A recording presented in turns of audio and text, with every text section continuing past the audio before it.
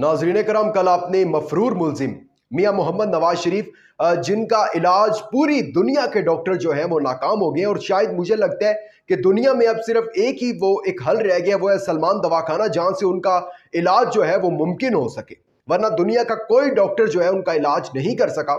और कल उन्होंने 4 साल बाद जो उनका जवाले पाकिस्तान त्यारा पाकिस्तान लैंड किया, और उसके बाद उन्होंने एक स्पीच की मीनारे पाकिस्तान पर, नेल्सन मंडेला बनने की कोशिश की और तकरीर की। वो तकरीर इतनी ज़्यादा कोई इंपॉर्टेंट नहीं है कि मैं उसको यहाँ पर डिस्कस करूँ, लेकिन एक लाइन वो जो इन्होंने शोर मचाया हुआ था, और इन्होंने सारे वो इस्तकबाल और पता नहीं क्या क्या के इतने करोड़ लोग देखने आ रहे हैं और पूरी पाकिस्तानी कौम बेताबी से इंतजार कर रही है, उस पर सिर्फ एक ही लाइन के अकेले दौड़ कर भी अव्वल ना आ सके, अव्वल नहीं आ सके ना, अकेले ही है। खान साहब को तो इन्होंने बंद किया हुआ है, ताकतवरों ने बंद किया हुआ है। उनको पता है कि खान साहब अगर बाहर आ गए तो हम दोनों की इन्होंने फैटी लगा देनी है खान साहब ने। अभी इनके साथ हम डील कर लेते हैं, बुला लेते हैं, वज़ीर आज़म का प्रोटोकॉल दे देते हैं, सीसीपीओ से सल्यूट करवा देते हैं, डिप्टी कमिश्नर्स को कहते हैं कि गाड़ियां लेके जाएं, वहां पर सिक्योरिटी दें, इनको फुल प्रोटोकॉल दें। फिर ऐसा करेंगे दोनों मिलकर 60% जो है हम खा लेंगे पाकिस्तानी कौम का पैसा चोरी करके, 40% जो है वो आप। ये होती है डील, जो कि खान साहब ने मानने से इनकार कर दी कि नहीं, मैं नहीं ऐसा करूंगा।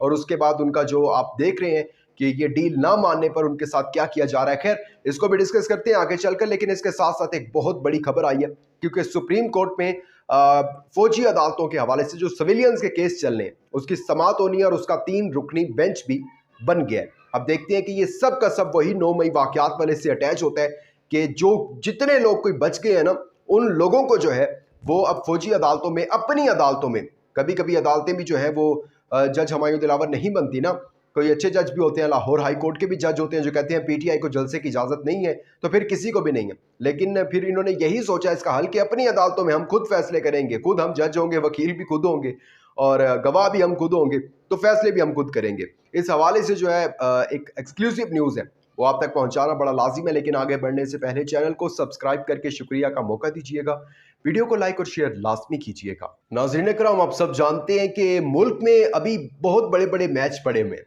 एक तो वर्ल्ड कप चल रहा है, लेकिन उसके अलावा भी पाकिस्तान की सियासत में एक मैच चल रहा है, नवाज शरीफ का एक मैच चल रहा है, इमरान खान का एक मैच चल रहा है। लेकिन वो तो वन साइडेड मैच है ना, बिल्कुल, क्योंकि उसमें तो इमरान खान साहब जीते हुए हैं। फिर पूरी हुकूमती मशीनरी भी जो है वो नवाज शरीफ के साथ है, पूरी हुकूमत जो है, निगरान हुकूमत ताकतवर जो है वो नवाज शरीफ के साथ है।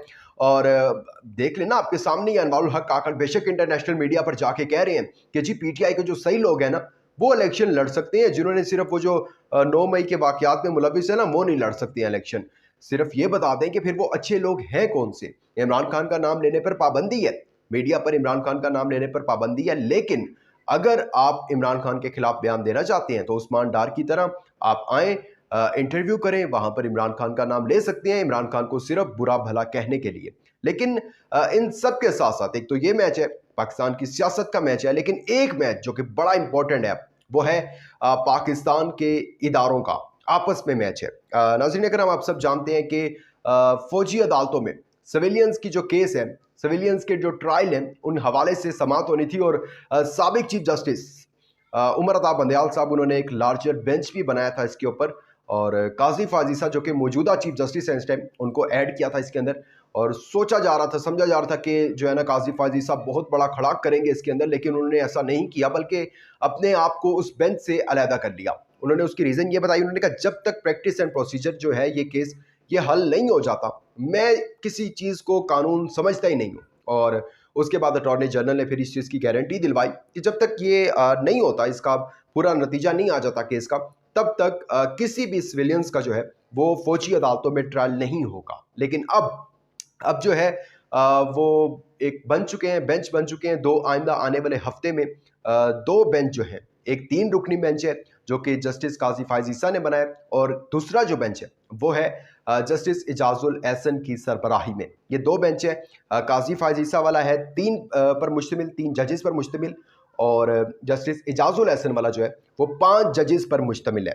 अच्छा, इसके अंदर आपको पता है कि जब प्रैक्टिस एंड प्रोसीजर वाला केस चल रहा था, और वो तो लाइव भी दिखाया जा रहा था, पूरी कौम को दिखाया जा रहा था, 25 करोड़ आवाम को दिखाया जा रहा था, उसमें काफ़ी नोक झोंक भी होती रही थी जजेस में, क्योंकि हम ख्याल जजेस नहीं थे। लेकिन ये जो 3 रुकनी बेंच है, जस्टिस काजी फाजीसा वाला, इन्होंने 90 दिन में इंतखाबात का जो है केस वो करने, उसकी हेयरिंग करनी है, और ये सब के सब हम ख्याल है। मतलब इनका कोई नहीं आएगा, तलाफी नोट नहीं आएगा। लेकिन जो ये 5 रुकनी बेंच है, जिसने करना है ये फौजी अदालतों में सिविलियंस के जो केस चलने हैं, ट्रायल होने हैं, उस हवाले से समाअत करनी है, उनमें हम ख्याली जो है वो कम है और इख्तलाफ भी उसके अंदर आ सकते हैं। तो ये ज़्यादा इंपॉर्टेंट है, क्योंकि वो पता है कि वो हम ख्याल ग्रुप है, वो कोई भी दे देंगे फैसला तो वो मंजूर हो जाएगा। लेकिन इसमें हो सकता है कि वो 3-2 हो जाए, 2-3 हो जाए, यानी इस तरह का सिनेरियो जो है वो बन सकता है। लेकिन अब ये बड़ा इंपॉर्टेंट है, क्योंकि मैं आपको बता रहा हूं कि 9 मई के जितने भी लोग बच चुके हैं, जिनको अदालतों से कुछ ना कुछ रिलीफ मिल रहा है, उनकी खैर नहीं है अगर ये जो इसके ऊपर इसके हक पे फैसला आ जाता है कि फौजी अदालतों में सिविलियंस के केस चलने हैं। तो फिर मैंने आपको पहले बता दिया कि जज भी फिर वो खुद होंगे, वकील भी खुद होंगे, गवाह भी खुद होंगे और फिर सजा भी वो खुद ही सुनाएंगे। खैर, अब हुकूमत से भी, हुकूमत ने एक रिपोर्ट जमा करवा दी है, वफाकी हुकूमत ने, और वो रिपोर्ट भी जमा हो गई है। वो रिपोर्ट मैं आपके सामने पहले आपको सुना देता हूँ, देन हम उसके ऊपर बात कर लेते हैं। रिपोर्ट की है जी, सानिया 9 मई से मुतल्लिक फौजी अदालतों में सिविलियंस का ट्रायल शुरू हो गया है और वफाकी हुकूमत ने सुप्रीम कोर्ट ऑफ पाकिस्तान को इस सिलसिले में आगाह भी कर दी है।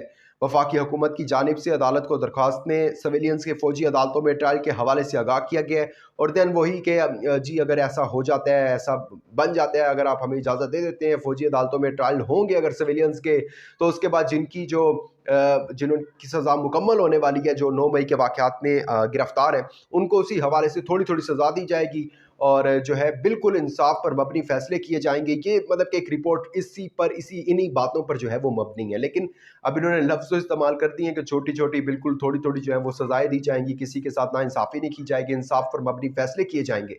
लेकिन ये आपको भी पता है और मुझे भी पता है ये कितना इंसाफ करने वाले हैं। शेख रशीद साहब जो कि इंतहाई ज़ईफ़ हैं, उनको मुँह पर थप्पड़ मारे गए कि जब वो इमरान खान का, उन्होंने कहा नहीं जी मैं ये बिलो द बेल्ट है, बहुत ज़्यादा मैं नहीं करूँगा, तो उनको थप्पड़ मारे गए। और उसके बाद फिर उन्होंने जिस तरह, मुझे थोड़ी मुस्कुराहट आ गई है मेरे चेहरे पे कि जिस तरह फिर उन्होंने फिर एक्सपोज किया कि चले मैं अब जो है ना वैसे तो नहीं कर सकता, अब ऐसे करूँगा। खैर, उसको डिस्कस नहीं करते हम यहाँ पर। लेकिन एक चीज़ जो मेन चीज़ है और बहुत ज़्यादा इंपॉर्टेंट है वो यही है कि अगर ऐसा हो जाता है तो फिर कोई भी जो है वो बात करने के काबिल नहीं रहेगा। बात करने के काबिल कैसे नहीं रहेगा, इस चीज़ को आप बेहतर समझ रहे होंगे कि मैं क्या कहना चाह रहा हूँ। कि अगर आपने अपने हक के लिए आवाज़ उठाई और अगर आपको सुप्रीम कोर्ट ऑफ पाकिस्तान से भी इंसाफ मिल जाता है, सुप्रीम कोर्ट ऑफ पाकिस्तान भी आपको कह देती है कि आप राइट पर थे, राइट पर हैं, लेकिन अगर आपका केस फौजी अदालतों में चला गया तो वहाँ तो आपकी जान नहीं छूटेगी।